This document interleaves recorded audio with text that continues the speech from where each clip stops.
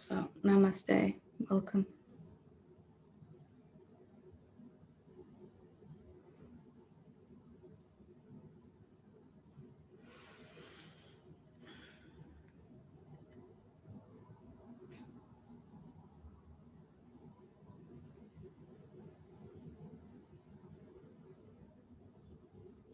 So, today, I kind of felt inspired to do some kind of guided self-inquiry because it becomes what really drives me is to try to simplify this, to try to push through the ideas that get in the way of our realization, because it's not a becoming, it's not a changing into the self, it's simply a realization of what we already are and have always been.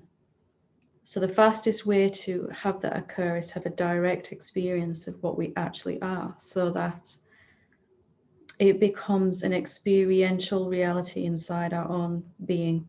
It's not just something then that some teacher is talking about or that we've read about or that maybe we experienced years ago and it's just a memory. We had a fleeting glimpse of something maybe which stayed with us but can't seem to get back there consciously. So for all of these reasons and more, it's important to keep experiencing what we actually are and never to really fall out of that. We can always experience deeper what we really are. So I thought today we could work with this question that has been extraordinarily effective for myself at shortcutting this process. And this question is, where am I? It's a different question to what most people think of as a kind of self-inquiry question. But for me, it was incredibly helpful at shortcutting through a lot of resistance. Because if the process really of living as our natural self is, as our real self, our natural self is really one of kind of letting go of all the places where we feel we are still living as a separate being, living as our old idea of ourself, then is there a shortcut? Is there a way? And you probably know I'm always looking for the shortcuts, the cheats. You know, why should it have to be so long and drawn out and difficult? So is there a kind of a way to prove to ourselves experientially that we're already beyond the mind, that we're already beyond the suffering, that we're already free from illusion? And such a question as where am I really began to prove that inside my own being. So if you want to follow along with this, you are more than welcome to do so. And I'd recommend that you do just listening, following, checking out what I'm saying, see if you can explore what I'm saying as we go through this. And whatever deepening you have in your seeing is perfect. And the more that you, if you like this question as we play with it, where am I actually? You can sit with it in your own meditations, in your own self-inquiry. And for me, it was a very powerful way of sort of lifting myself out of that. We can spend a lifetime trying to wake up out of ego. We can spend a lifetime or many lifetimes trying to overcome our own separation thinking, trying to get free of the mind. Or we can spend a relatively short space of time proving to ourselves that we're already beyond that. And there is a huge difference in those two journeys. Maybe you can feel that as you just entertain the idea. So we're just going to start with this question, where am I? And it seems like a kind of a strange question to ask, but it's going to start to reveal to us where we are identified, where we are limiting ourselves, where we're not really experiencing all that we can be. So as I ask this question, you can just ask this question inside yourself, where am I actually? And perhaps the first thing that arises in answer to this question is a sense that I'm here, you know, even a sense maybe that the question is a bit a bit silly, really. You know, why would we even ask where I am when I'm obviously here? So if we just examine that for a moment, what is this sense that I am here? What is it referring to? So first and foremost, our body is here. We know where our body is. We can say, look, it's sitting in this chair. Wherever your body is, you know where that is.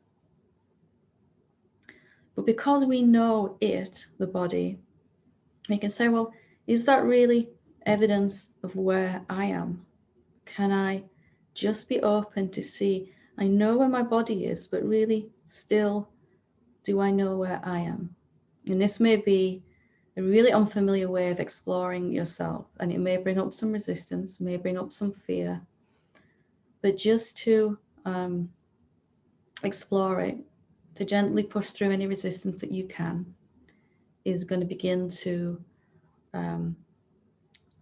bring this kind of experiential understanding more and more to you. So I know where my body is, but where am I actually? The one that's looking through this body, the one that's listening to these words right now. Where are you actually? And similarly, we can say, well, I know where my thoughts are, they're happening inside my head. I know where the mind is thinking, I can see that in my awareness. I might also know where my emotions are happening. I can feel states coming and going. I can feel all kinds of experiences going on. I can notice sense perception going on in this particular body that you're sitting in, that you're living in, looking through. But if we stay with this question, is that evidence of where I am, where my body is, where my thoughts are, where my attention is, where my emotions, where my sense perception is? Or are those all things happening inside the body? Are they all functions of our wonderful human body? And is it evidence of where I am actually? So this may be a really unfamiliar way of looking, but just to stay with it, to kind of, well, actually, if I don't reference my body as my position, my location, what do I actually know about where I am? Just because a thought in my head says, well, I'm here, referencing this body, is that able to define me? When thought says, when mind says, I'm here, referencing a body, does that really state that this is where I am as the self, as the real self? Can we take any thought evidence, any emotional evidence, any sense perception as evidence of where we are actually? Are we locatable? Can we actually say, when you really look in your experience right now, can you say where you are? Can you find yourself in a particular place? And again, just contrasting that. I know where my body is, it's in this place. I know where my thoughts are happening. I know where my emotions are occurring. But where am I actually the one that is aware of all of this, the one that is the witness to all of this, the one that knows what my ears are hearing right now, what my eyes are seeing? Where am I exactly? Am I locatable? Can I pin myself down? Can I put a pin in a map and say, this is where I am, this is my location? Does it really work like that? We can do that for our body, we can do that for our mind. But can you say exactly, precisely where you are and where you aren't as well? If we really look beyond this sense that I'm here, We're not arguing with that. I obviously exist because I'm looking through this body. But am I locatable? Can I find myself in a specific place? Can I say, I am only where my body is and nowhere else? Can I say that actually, really, when I look? Feels that way. It seems that way. But can we prove that? Can you actually prove that you are only inside your body and nowhere else? Or only outside of your body and nowhere else? Do you have boundaries and a shape like your body does? My body could get up and move across the room, but could I do that? Can I really say exactly where I am? This is a really strange way of looking at ourselves. It's a really strange way of perceiving ourselves.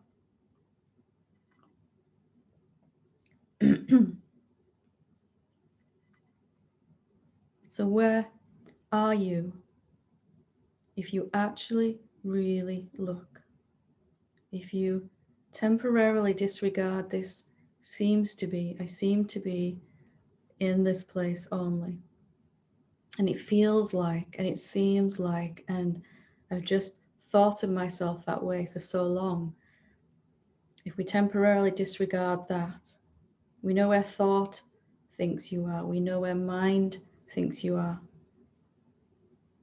Can you find yourself?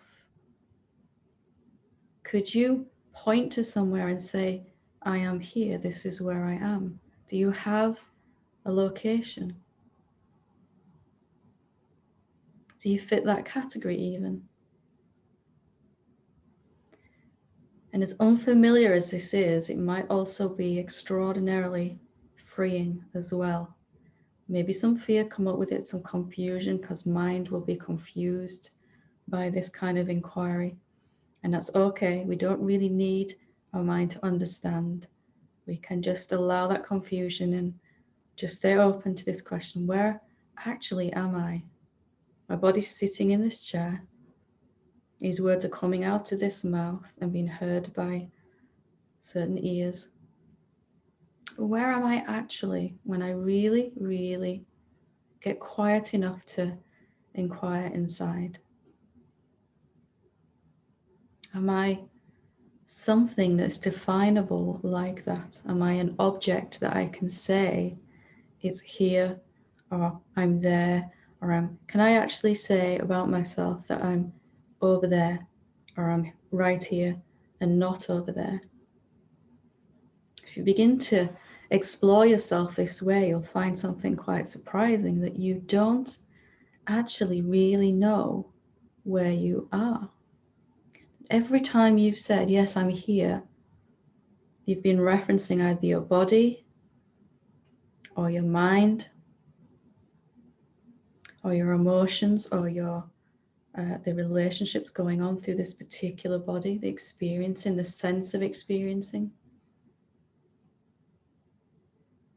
But if all of those things are temporary and going to disappear, not wrong, just temporary, can we use them to define our location? Because when they're gone, I'll feel like I'm gone.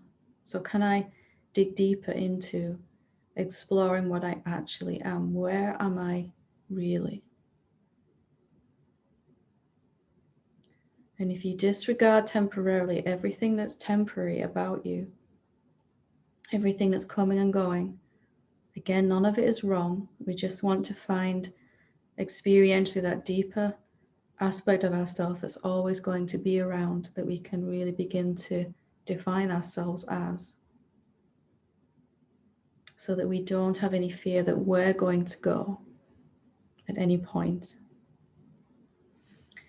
And we can get really honest in our inquiry. Where am I actually? Can I actually say, I know that I'm here, but what does that mean if I'm not referencing a body when I say that? I am present. I am here. I am this insubstantial, diffuse presence, this no thingness yet, out of which my thingness, my body, my mind, my emotions, my experiencing are arising. But where is that presence actually? Where are you? When you really get honest and look,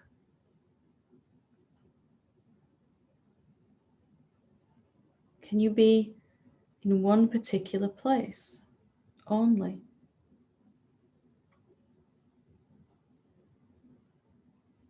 And if you don't really know where you are, if you test that out inside, feel that out in your body, not knowing at all where I am, having no fixed location, or perhaps being that in which a location happens, in which locations arise. I am that in which locations happen. How does that feel to just not know where you are? Are you something that can be located?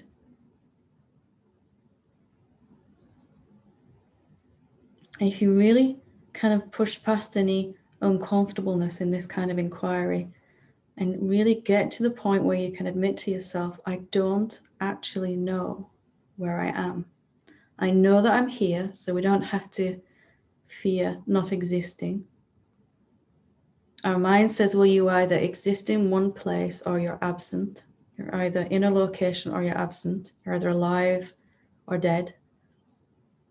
But we're making contact with that part of ourselves that really doesn't fit that category. It's not present in a location and then absent. It's kind of not really in any specific particular place. It's very much present. You are very much present. You're hearing these words through the body that you've manifested. But if you don't assume the body's location, where actually are you? A vague sense of here-ness is kind of presence is really what we're left with, what really fundamentally we are. That spaciousness, which is in no particular place actually, in which the body and thoughts and emotions are arising. Now, if you'll bear with me just a little bit longer, we can go a little bit deeper if you want to. If you can't say where you are, if you don't actually really know where you are, how do you know which thoughts are yours? How do you know which body is yours and not yours? Can you still say, my mind is really making me suffer? Can I still say, my thoughts are driving me crazy if I don't know where I am? To agree that my thoughts are driving me crazy, or my mind is, or this negative emotion is really overwhelming me, I have to kind of assume a location again, don't I? I have to choose to believe I am only where this body is. If I go right back to that direct experiential question, where actually am I? Do I have a location? Can I say with any amount of truth then that these thoughts are my thoughts? Or are they just thoughts happening inside a brain, happening inside a body, which is happening inside of me? It's a very different way. If I'm sure I know where I am, then I'll know where my mind is, and I'll call it my mind, my emotions, my journey to awakening, even my ego, my transcendence, my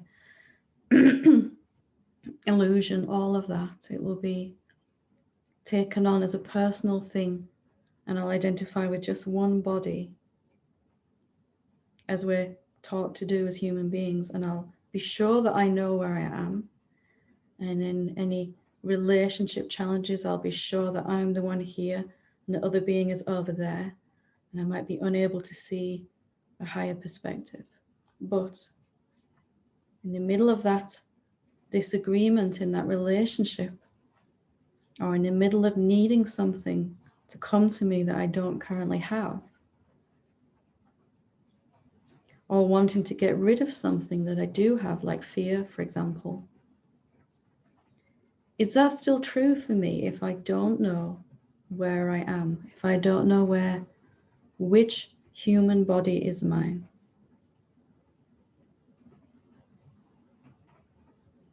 So it's possible to live from this place of not knowing where you are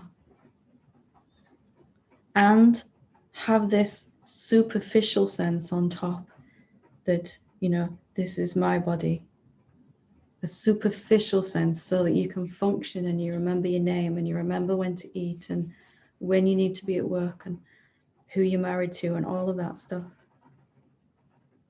You're not just going to kind of walk around and go, I don't know where I am actually, and I don't know if that's me or this is me. But inside, the experience is quiet because I don't know where I am. I don't know which mind to identify with. If you can really see the simplicity of this, you can hopefully really get quite excited by this question. I'm only asking you to be honest and to admit at some point inside your own self, you don't really know where you are. You only know where the manifested phenomenal aspect of you is. Those are things you can locate: a body, a mind, an emotion, an experience. We know where the ears are that are hearing these words. They're taking in the vibration. But where is the one that's listening? Where are you actually?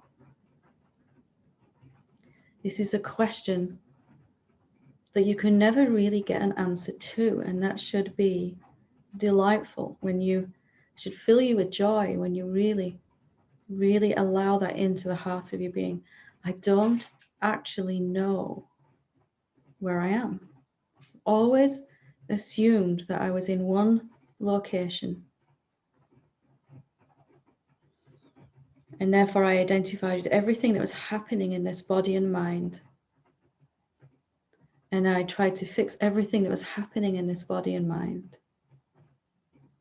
But what if I don't even know that this is my body, my mind? What if I can't say that honestly anymore? Now, it doesn't mean you're not going to take care of the body, you're not going to cherish it, you're not going to love it, you're not going to be able to use it. All of that you might do even better actually. But you won't be able to automatically, habitually identify with it and say, that is where I am. There'll just be this sense of, I don't know actually. This beautiful, open being which has no location at all. It cannot be, if it's diffuse and space like your real nature, if it's unmanifested, if it's formless, if it's more like the space in the room, can it be in one particular place? Can it be over here and not over there? Can it be only here and not everywhere else?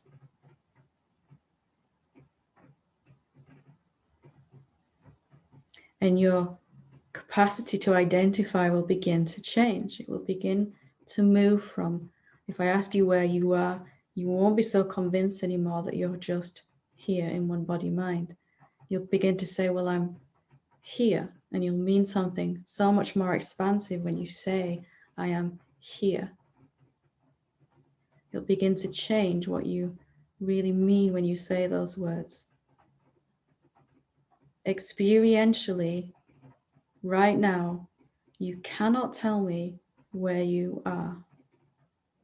You can tell me where you seem to be, but this is an assumption that we all hold on to until we begin to really feel very, very constricted by it. Can you live and work and function as a human being when you've no clue at all where you are?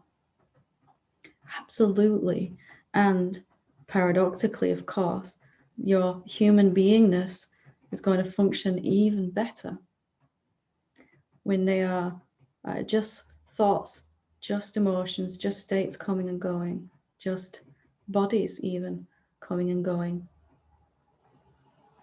And we're not desperately trying to cling on to this one thing. This one body is my body because I know where I am. If you really begin to examine this, you'll see it is the source of all of our suffering. I know I am here. I'm here as a someone. And the only options for me is to be present as a someone or absent. Present as a someone, absent. Alive, dead, next lifetime. On and on and on it goes. You can come to realize experientially through this kind of question that I can't really say that I fit into those categories anymore. That I'm not really definable in any location, or I might be more willing to define myself as in every location.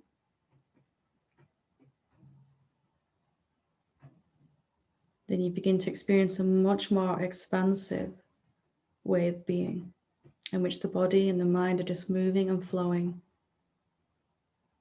And there isn't anything specifically affecting you. It's happening inside you. It's happening inside your spaciousness, not completely happening to you. Very, very different experience to have.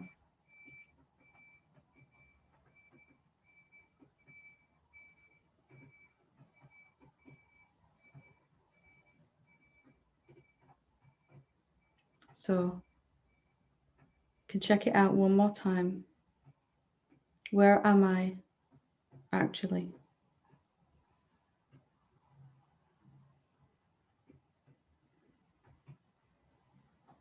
And when you really embrace this question, it begins to bring this quietness inside, this experiential, I don't know, actually. I don't know. I can't say. And that immediately lifts you then out of the realm of mind. The moment I assume I know where I am, I'm vibrationally drawn to these thoughts, then I have a location, I'm a someone, and I'm magnetically attracted to these thoughts. And I'll believe all kinds of thoughts. I've got to climb back out of that. I've got to wake up. I've got to transcend my mind. All of that will seem real. Or I can come to see, I'm not really sure I know which is my mind or my body. It's a different way of living, isn't it? Completely different way of being with yourself, of being with your life. I'm just here. Where that is, I don't know. I don't really even need to know, actually. I'm watching this body mind. They do what they do. They seem to be getting clearer and clearer all the time as I just rest as much as I can in this realization that I don't know where I am. Could it be that simple? Could it be that you're trying to do a job that isn't even yours? What is it that's on this journey anyway? Are you even on a journey? Can you say that with any amount of truth now? The body and mind are on a journey. They're constantly evolving and unfolding. But what about you? What's happening to you?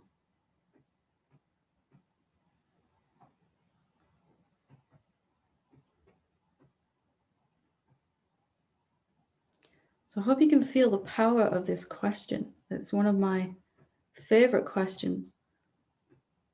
Where am I actually? And the clarity and the power of it to just bring you right out of identification with the body mind. And of course, like everyone, you will go back into identifying. You will forget momentarily. You'll assume that you know where you are, and you'll pick up all the problems of one body mind.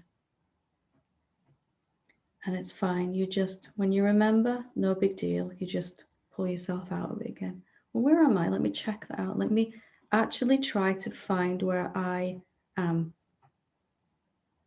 When I say me, when I say I, can I find it actually?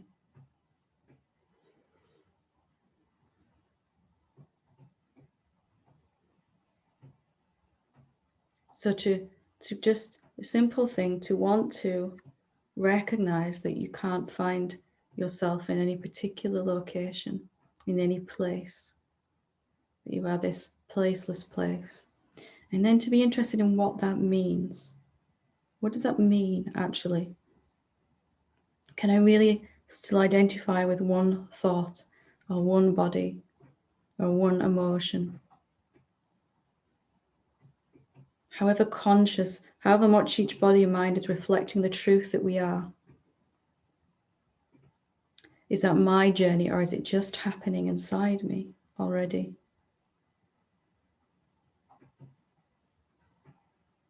So if you like that question, play with it and explore it and have fun with it. Do I even need to stay as the self now? Do I even need to transcend my mind? Do I even need to work out my karma? Do I even need to do all of those things if I don't know where I am? Or are they just going to happen? The body and mind will be able to do all that by itself. If I just kind of recognize what's real about me.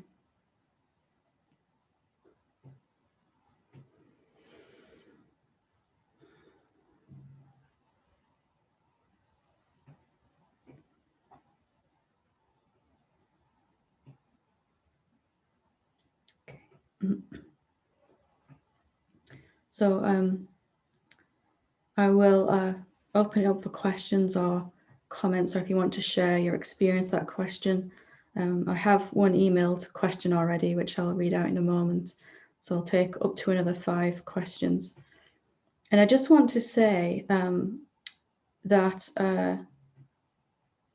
there is this kind of thing, and there was in myself when I was waking up, and there was this sense that there's certain questions I can't ask, certain questions that I should ask, and maybe there's a question that I'm interested in the answer to, but I don't feel I should ask it.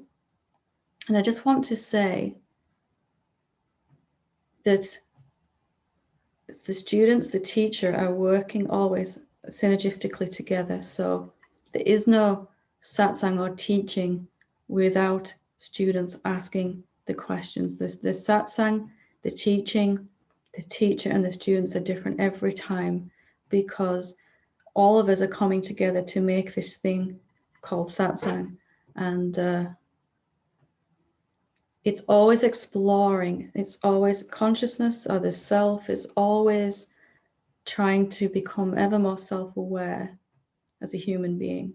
And we're always going to be pushing the edge of what we can explore about ourselves as we become more conscious of our real nature. And that happens through your questions. That happens through your asking of things that are interesting to you, things that are relevant to you. So just to let go of this idea, if you can, of there's certain questions that are okay and other questions that aren't. As long as it's about awakening in some way, then any question is a good question for satsang. And just to begin to operate from that place is going to allow this exploration of what it means to be the self as a human being. So just in case you don't know, we've got one question already. So if you don't know how to, if you're not familiar with Zoom, you can click on the participants section. And if you scroll down to the bottom of the section that comes up, there will be an option to raise your hand. So I've got one email question, there's 2 waiting now. So we'll take up to another 3 after that. So I'll start with this question that's emailed in first. So it says, aloha, Helen. Well, I want to be where you are if you're alohaing me, because it's probably warmer and drier than where it is here. Thank you for your wisdom and generosity. I sometimes experience an overwhelming sense of disbelief that this is the setup, that this is how it is, the big R reality. I don't actually disbelieve, because my direct experiential reality is one of the truth of reality.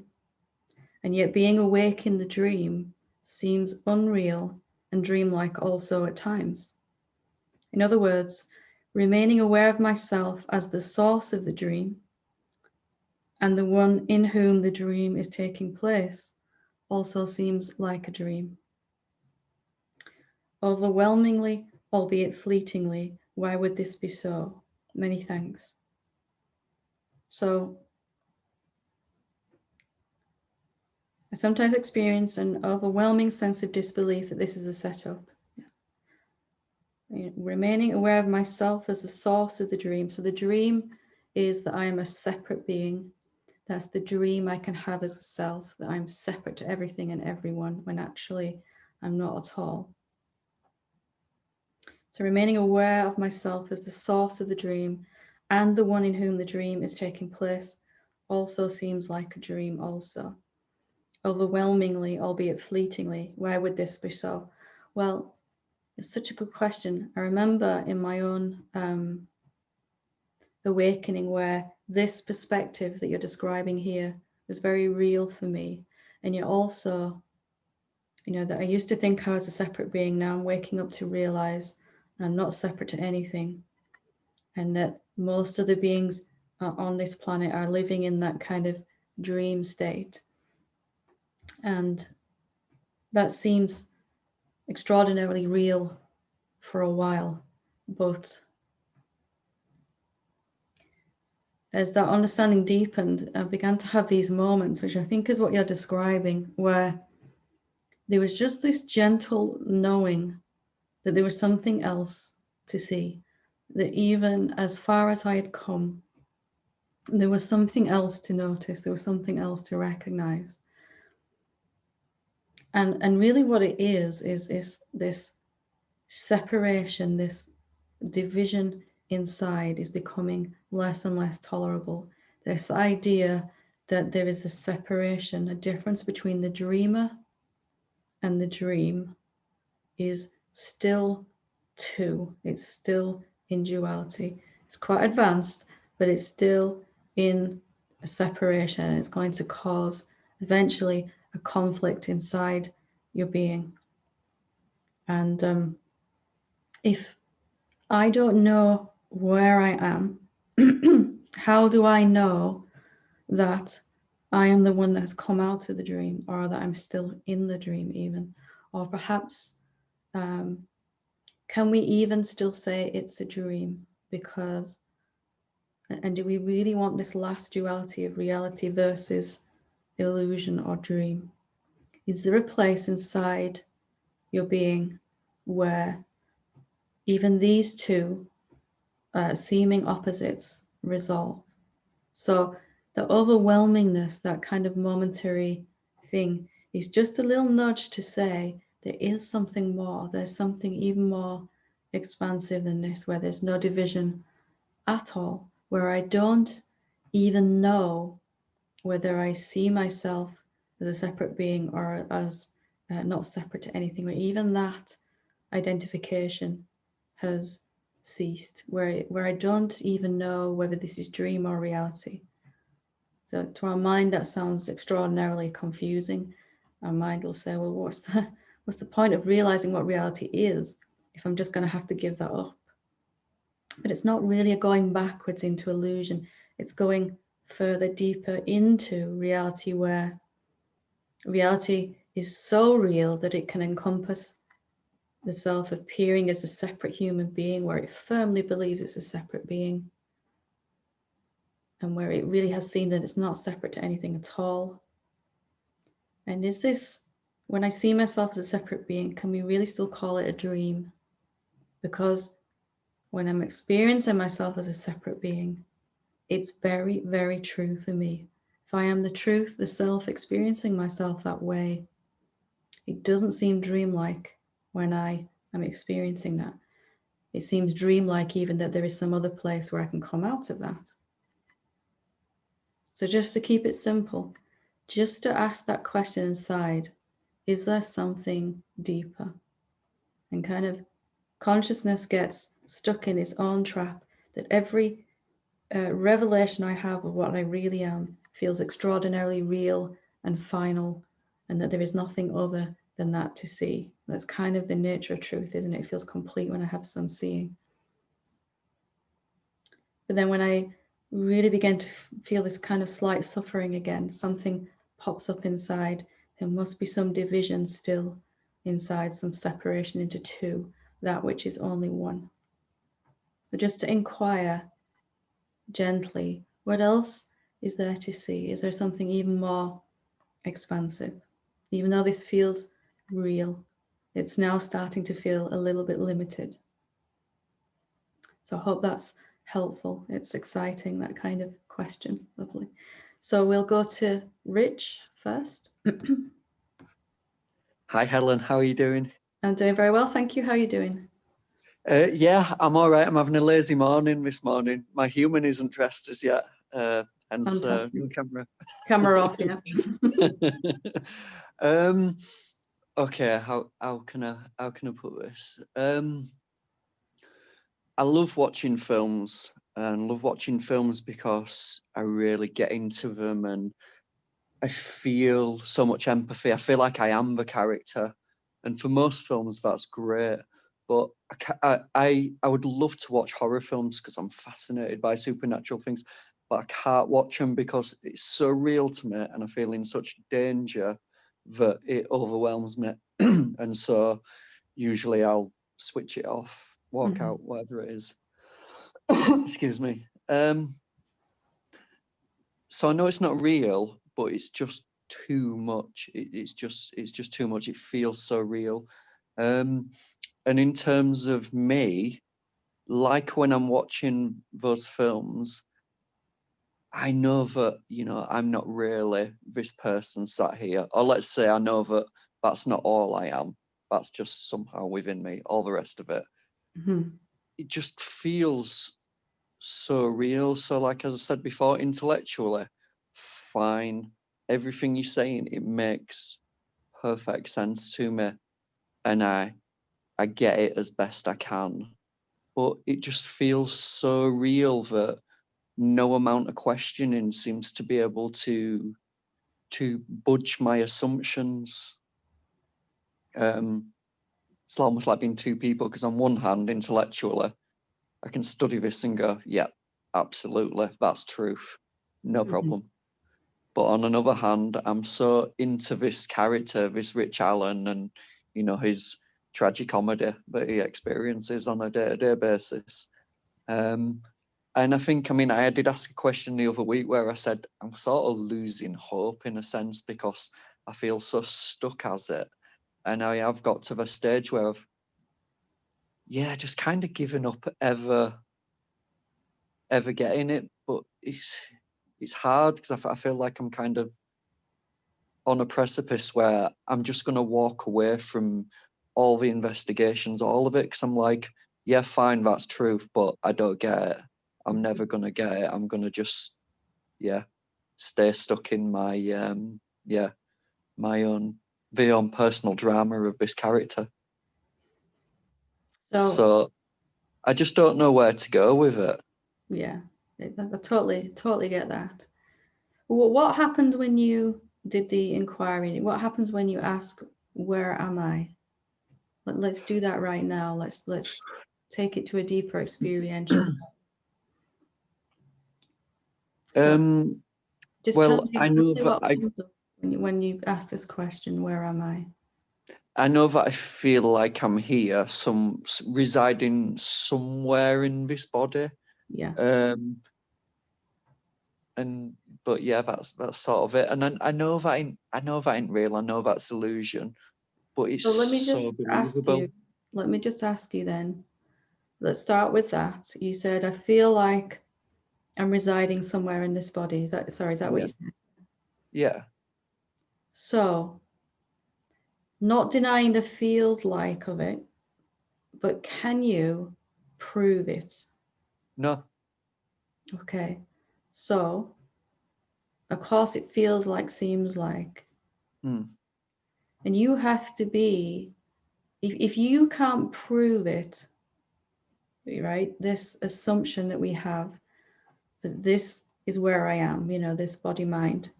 If you can't actually prove that, then that cannot be truth, because truth should be experientially realizable. Okay, so we have to begin to sort out what is assumption and what is provable. Okay, so we all have this strong conviction that this is where I am. I know where I am. But if you get really, really interested in the fact that you cannot prove that, if you had to give evidence in court, it would have to be from something you can prove to be true, wouldn't it? Inside your own self. This is what I know because I experienced it.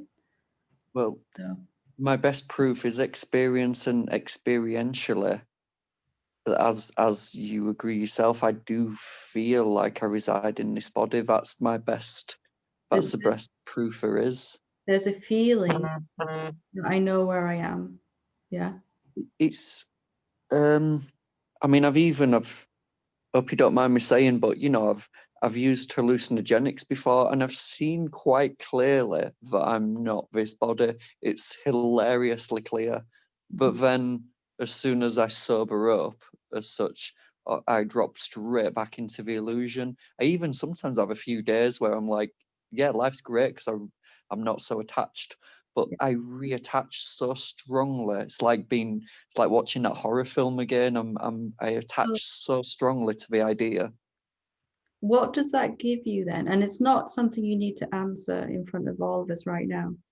But if I know this isn't true, and yet I go right back to it, and we all do, I'm not saying this is something that just you're doing, but if I go right back to my assumption, then I'm doing that because it's giving me something. It's giving me something that I feel it won't be okay to be without. So if I've seen quite clearly that I'm not this body, and then I go back to that, however we get to that, and then I go back to the assumption that we're discussing here, it's worthwhile and useful to kind of look at, why am I doing that? Why am I? I know why I am. Say again? I know why I am. I've experienced it with the help of chemicals, but there's a sense of safety. I mean, the irony is I'm going to die anyway, but there's a very much a sense of I'm safe. It's okay. Not even. It's okay. It's okay. I'm safe in this skull because I'm very much head based most of the time. Safer to know where you are. I know where I am. This is me. I know it's knowable, and it feels unsafe to not know where I am. To a lot of beings, it's unfamiliar. It's not definable. It's not referenceable. That me, is it? It's not. So it costs me. If you look at the logic behind this, I'm going to assume I am something I'm not, and I'm going to keep clinging on to what I've seen that I clearly am not, because it gives me safety. And yet, you in your own statement with this question told me how much fear you feel. So is it It really doesn't make any sense. Is it really working to cling to this assumption? You have to kind of really start to see, if I've got this idea that if I hold on to this assumption, it gives me security. I feel safer knowing where I am than not knowing. But is that actually what's occurring in your experience? Or are you feeling scared anyway? I'm If you're feeling feeling, scared, but there's a semblance, and it is a semblance of sanity, because I think I have a fear that if I let go completely of the illusion, I will go insane. you have experienced through hallucinogenics already letting go of the illusion completely. Yeah. And you are still sane. See, this Yeah. is mind's idea, and you have to begin to say, well, actually, I don't know that that's true.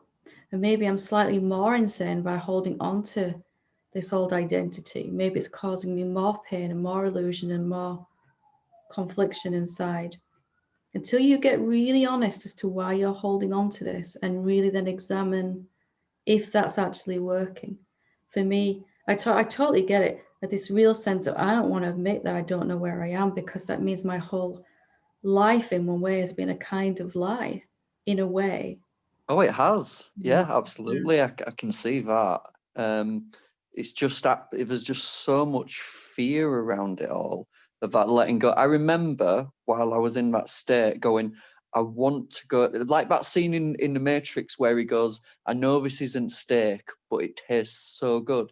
It's like that. It's like, I know it's an illusion, but I want to get back to that security of the illusion, because not knowing where Yeah. I am and what I am is bloody terrifying.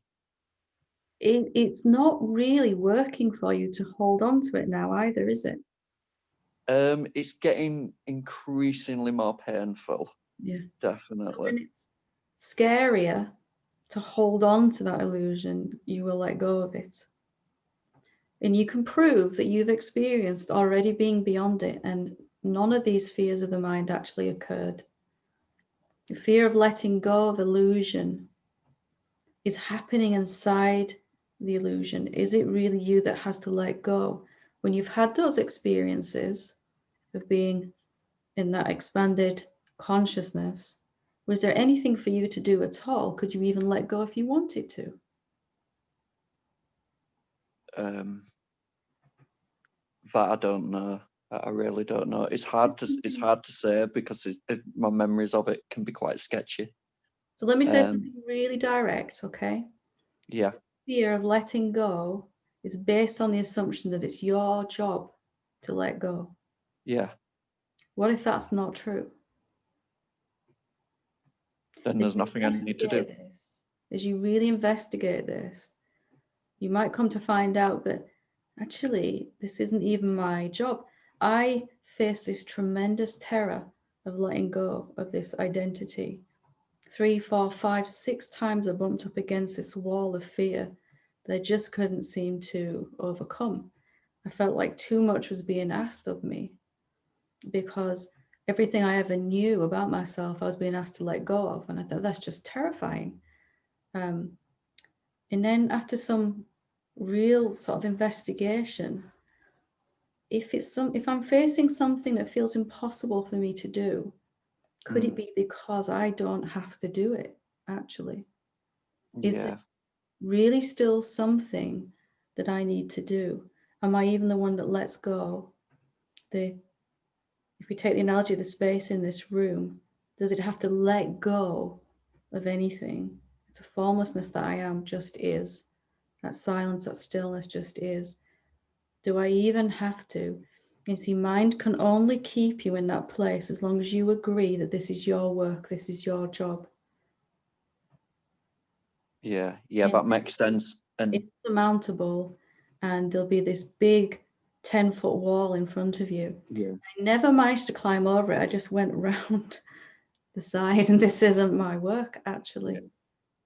Yeah, that makes sense, because that fear is, it's too much for my human to go through. I've pushed and pushed and pushed and pushed. Any human being. Definitely too much. I think once or twice in the history of all humanity, there's been 1 or 2 human beings that have actually managed to scale that wall, not knowing what's at the other side.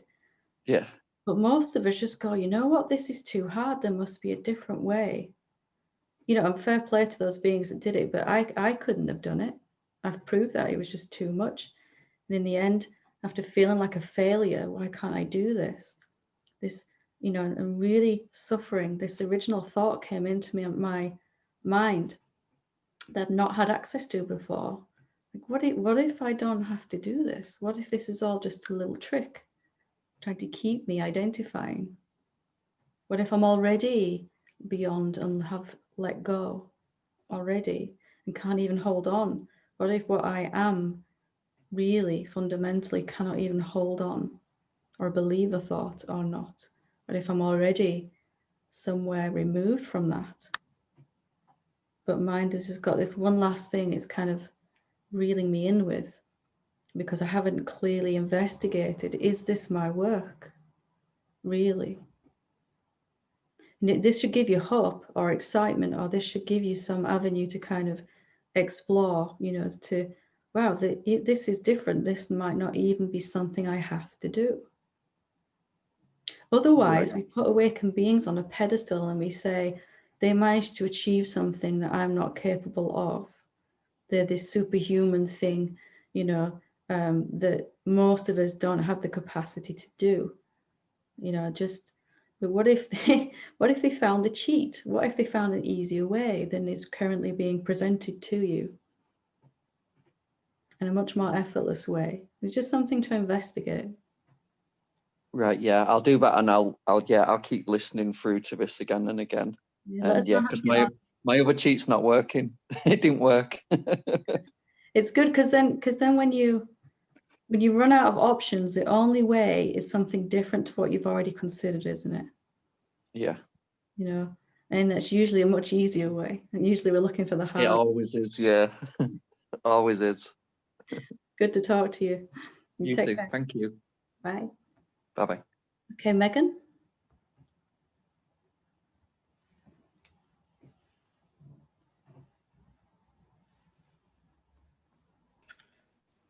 Hi, Helen. I'm just trying to get the camera in.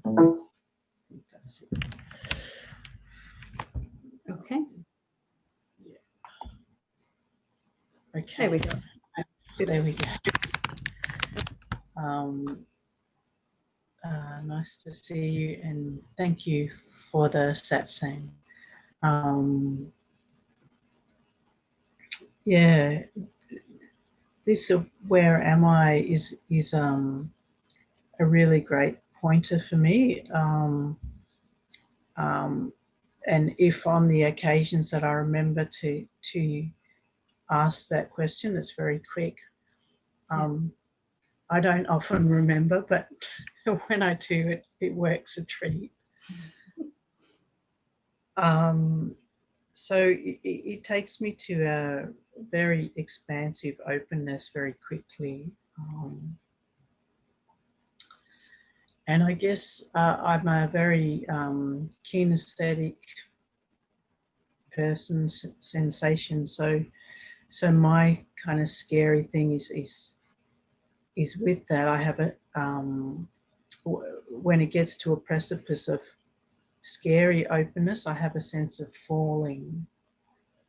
So I just wanted to bring that forward as part of this. But I was playing with my orientation to gravity last night, and just lying on my back and flipping gravity the other way as if I was lying on my belly and I was going forward. So I kind of enjoy playing with the time-space parameters and the orientation. So kind of enjoy that. And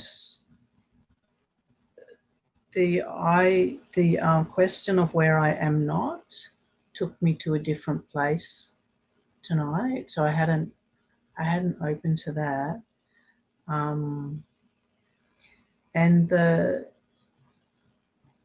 question's coming. I'm just trying. It's getting late at night here, so the question of, well, am I this body rather than am I all bodies? I mean, that took me to a beautiful place where there is some body minds on the planet that really inspire me. You know, and that, you know, the idea that, you know, I'm also that body mind is just a really beautiful place to go to. Yeah, it did take you to an expansive place, doesn't it? If I don't know where I am, I can't really say which one of these bodies is mine, or even that, you know, eventually all of them must be expansive. Yeah. And all the ones that have come and gone and will come in the future. Yeah. I guess my curiosity has come to, there's a certain orientation to this body mind that's the kind of predominant experience. And I don't now, you know, I'm even less knowing what that is, like that, you know, that predominant direct experience of this body mind. It's like more of a mystery, and that's beautiful. Good. But you know, and you know, I'm reluctant to even ask if you have an answer to that, because that might take away some of the mystery and beauty. But you know, there's a curiosity there. I don't know if you're can comment on that. You know, what is this predominant orientation relationship with a particular body mind? No, I don't know. In each body and mind, there is this thought. So thought spontaneously happens inside a mind that says, this is my body. You know, so that thought gets a lot of airtime, doesn't it? This is my body. And then, of course, it seems like all these other ones are not mine. This one only. But as we begin to see, just because thought thinks that doesn't mean it is actually so. You know, that I can't really say with any certainty where I am. So how do I know which is it just one body or all of them? And there's always the experience of looking through this particular body, looking through those senses, listening through those ears. And for myself, there was kind of a curiosity, well, isn't every human body having that sense that I'm only here and I'm listening through these ears? What if that same sense of I am here is reflecting through everybody, you know, through every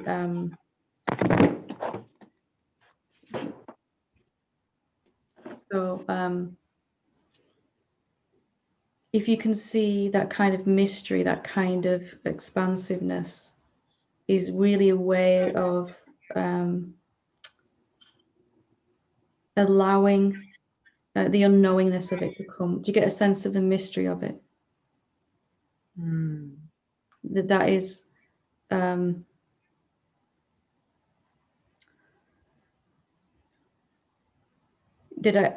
almost like it's more fun to not really know how to be with this body and mind. You know, not to know.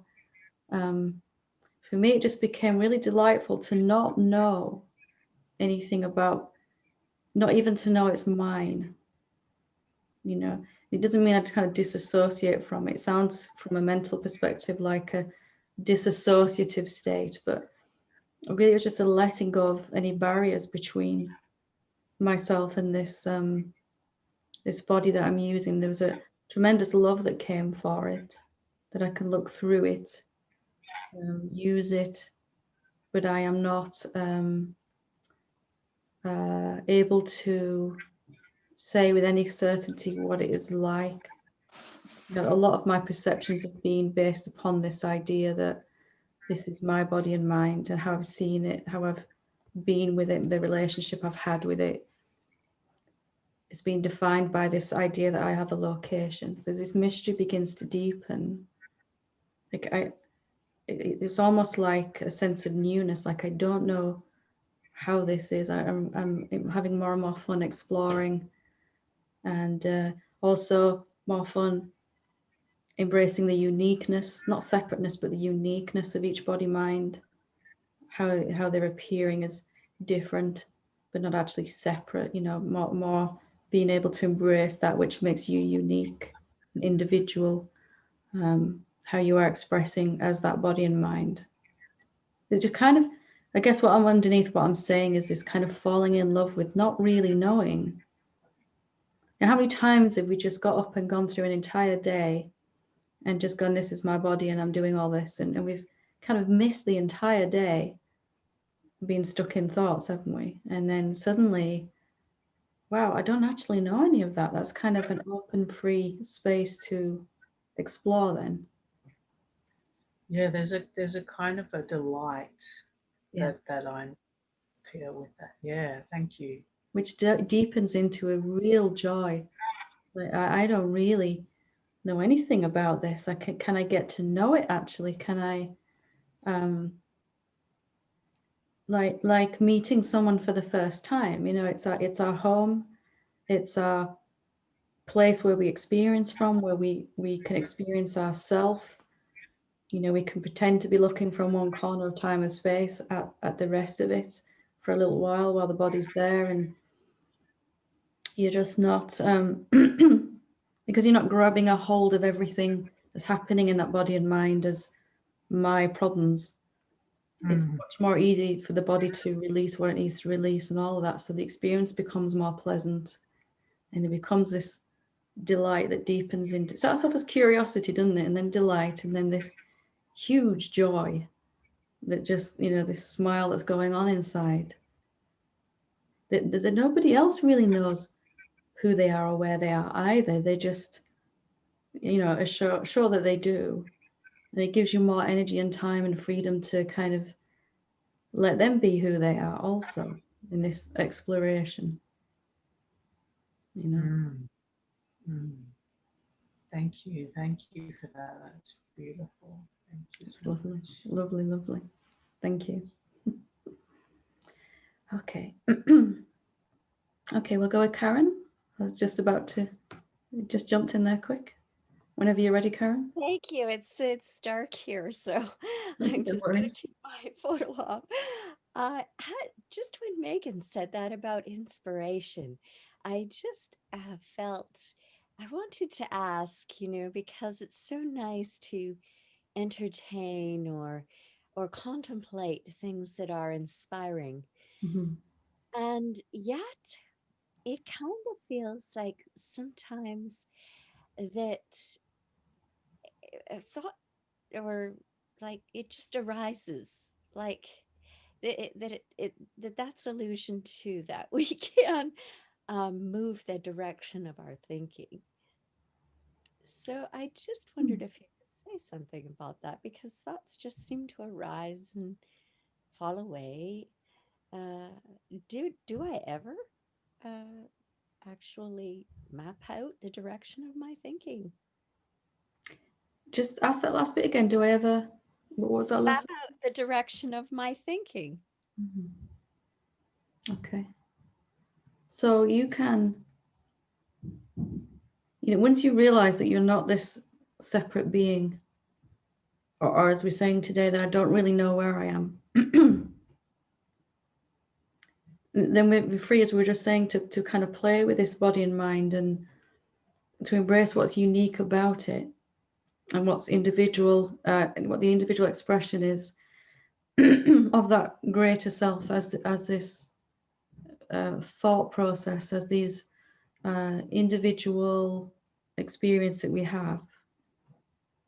And it's much easier to do that, to have original thoughts when I'm not trapped in this idea that I am this human being only, I'm separate to everything else. So I'll have access to higher frequency thoughts that I wouldn't have been able to think. And that's the kind of, as I'm coming out of it even, that'll be happening. And that's the kind of inspirational feeling, you know, that kind of moment of flash of insight that feels new, it feels fresh, it feels relevant, it feels real, it feels profound, you know, that kind of and what that is, the shape that that takes for each one of us will be different. You know, what inspires us, it will be different for each of us, even though we're not separate, we are expressing in this unique way. So that feeling of following inspiration can still continue, can still, and in fact will continue even better when I'm not limited by this idea that only these thoughts are mine.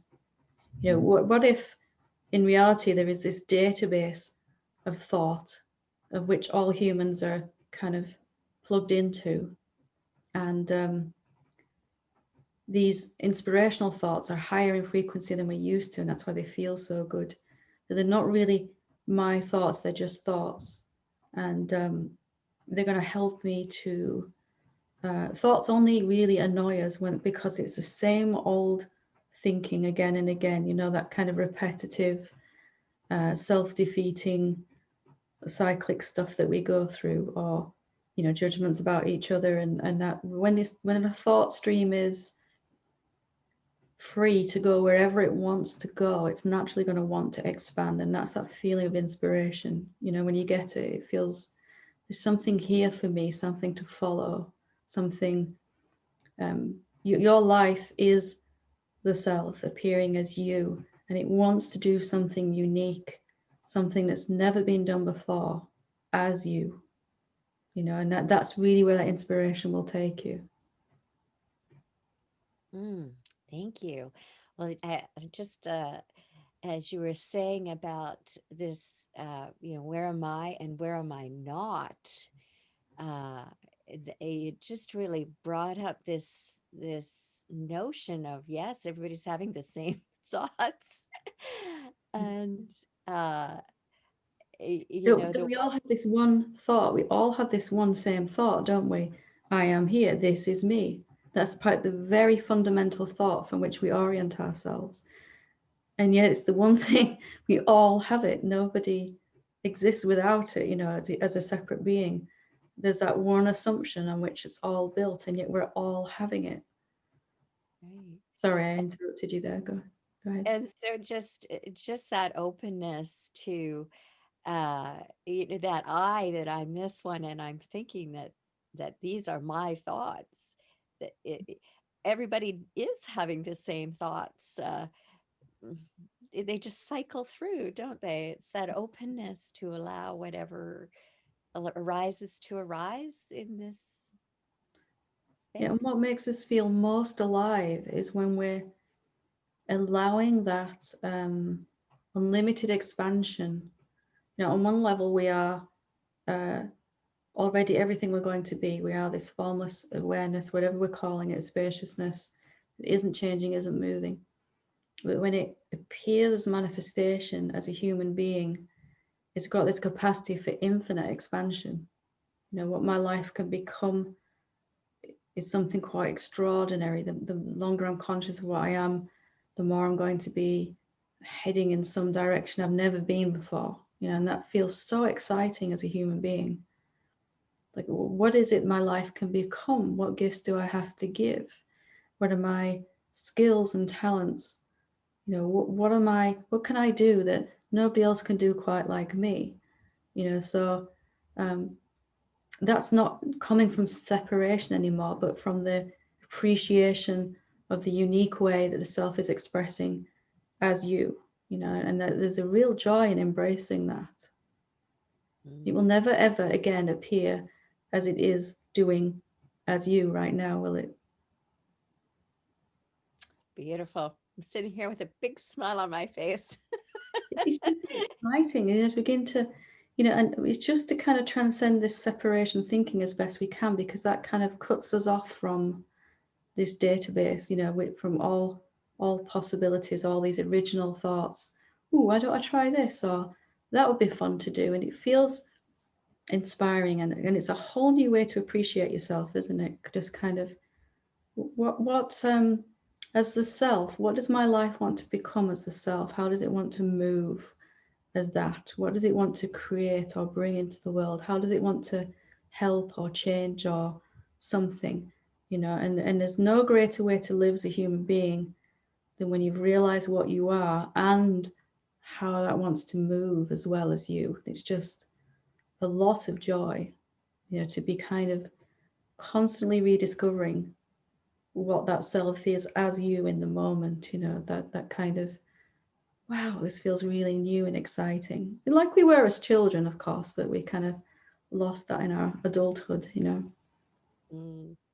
Right. It feels like the lid is off and Good, infinite possibilities are available.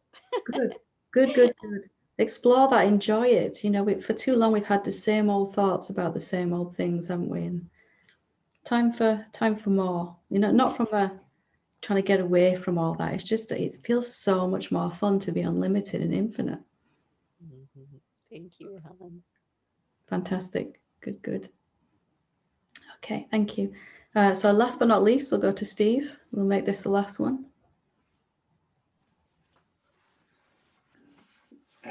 Hello, love. Hiya. I had a question. I think I've sorted it out while you were talking to that last lady. Okay. When we were talking to Richard, you said it to me before. How can you prove you are where you are? And my head sort of said, well, how can I prove I'm not? It seems easier to prove I'm not than the other way around, you know what I mean? But when I'm in the meditation or in the quiet place, I go down to that awareness.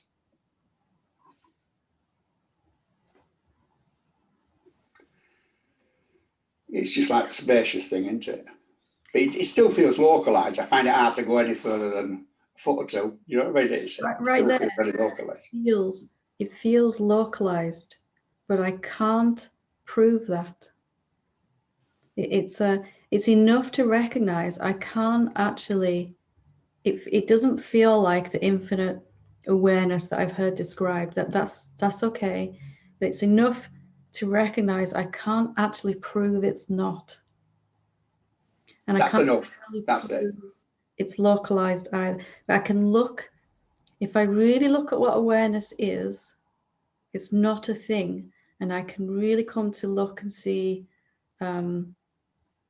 something that is not a thing, doesn't have a location. Like saying the sky is in a particular place. It's kind of nonsensical, isn't it? The sky isn't a thing. It's just the space in which the clouds are appearing.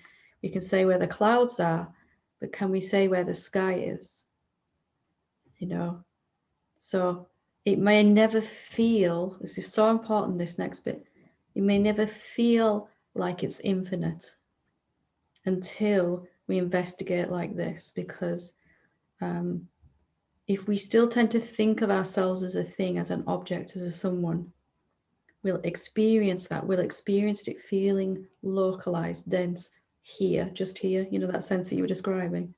Yeah. You can kind of go, well, can something that is intangible and insubstantial actually be in a place? I can take my glass and I could move it over here, the water. I could move my body over there. The things can be moved from one location to another. But the space in which these things are appearing, can we pick up the space and move it to another location? It's not like that, is it? It doesn't fit that category. We kind of have to investigate really deeply like this. You know, just enough, as you said so well, you said it so well, I can't prove it. And if it's true, I should be able to prove it. If it's true that I'm only in one place, I should be able to go with absolute conviction, yes, that's true, and I can't.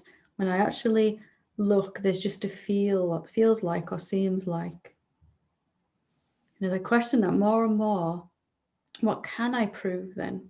And as I look, experience myself as the awareness, as you said, more and more, and it becomes clearer and clearer that awareness is not a thing. It's not locatable in a particular place. And then the knowing comes deeper and deeper that I am infinite, I am everywhere. which is different to the feeling. It's a that's the proof, is it? The knowingness. Yeah, the knowingness, as you explore like this, the knowingness will just become so concrete that the sky, the awareness, the space in the room, it can't be over here or over there. You know, it can't be in one place or the other. It can't be separate. My awareness, your awareness. You know, as you explore like that, this knowingness with a deep, if you look at the sages and the teachers, they kind of have this deep conviction, don't they? Utter knowing that then begins to override this feels like I'm localized. As you're proving to yourself you're not in any particular place more and more, you're almost, well, you're simultaneously letting go of this idea that I am in a particular place. You can't keep a hold of that and be discovering your infinite nature. It's enough to kind of explore, if I am not a thing, what does that mean? Where am I?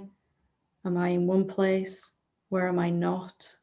You know, these kind of questions will really begin to open up inside.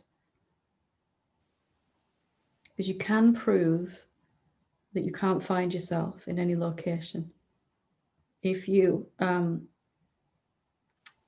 begin to temporarily disregard any temporary aspect to you, like the body and mind, and just ask about yourself, you know, and find that out, like you were saying.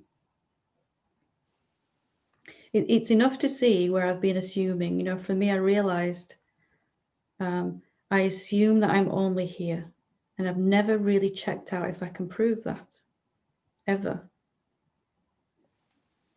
We can go through our entire life with that assumption and not really ever realize it's just an assumption. It's not actually so. I probably have tried it, but not right, got a lot of success maybe. You were saying last week that the kind of self-inquiry questions were really what were pulling you at the moment, you know, that kind of simplicity in the question.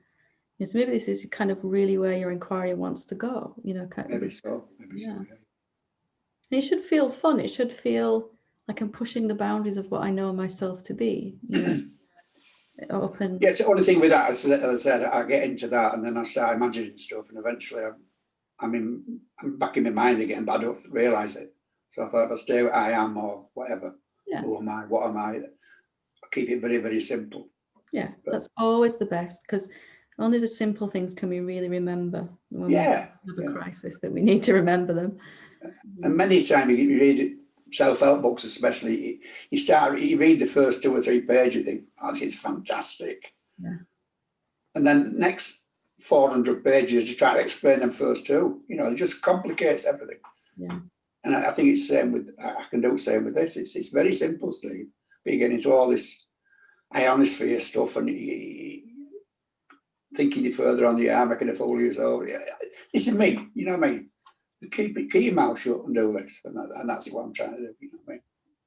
Anyway, there's a point for me where the simplicity was all I wanted. I didn't want to read, you know, all this stuff anymore. I didn't want to listen to it. I just wanted to stay with a question until I really begun to get the fruits of it. You know, the real knowingness that we were talking about, rather than assumptions and seems to be of it. Well, the question can change a little bit, but as long as I stay with basic, that's what I'm trying to say, and not go off into this. That's all I'm trying to do. Yeah. So my head is a beauty. It's a bit like Richard, so you can analyse and, you know, and it spoils it. It's simplicity, really. I remember that. Yeah. Only the mind can take something so beautifully simple and make it into and ruin it. Complex. Yeah. But you get wiser to it, don't you? Simple program for complicated people. Yeah. And in the end, the simplest thing of all is the most beautiful and the most effective, even. You know, it's and the most powerful. And if you found what that is, then stay with it. You know. I'm always stay with it. Yeah. I just one little aside, because you just mentioned something there with that lady about the thoughts being everybody's thoughts. So I'm going to say I know I'm here because it's only me can hear these thoughts. You can't hear my thoughts. You say they're moving around. Everybody's having the same thoughts, just in cycles. It was horrifying when I first realized this, right? Go on. Not that you as a separate being can hear my thoughts, because that's two separate beings. But what if there really isn't any separate? What if there's only one being thinking through all these bodies, all these minds, all these brains? One mind, one self, experiencing itself through all of these individual expressions, unique expressions. Are they really just my thoughts? Or was the same thought I'm having now in somebody else's brain 2 minutes before? And if you look at the content of the egoic thought stream, you can pretty much see that everyone is having the same thoughts. I'm not good enough. I cannot get what I want. I'm never going to make it, you know, whatever our particular, why does this keep happening to me? You know, all of those thoughts. Then basic stuff, yeah.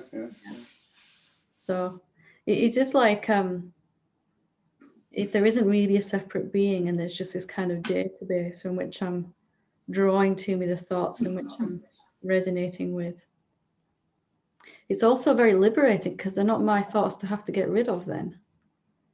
You know, that kind of thing gets easier. Okay, thank you very much, Tam. Very good, good. Fantastic. So we'll leave it there for today. And there we go.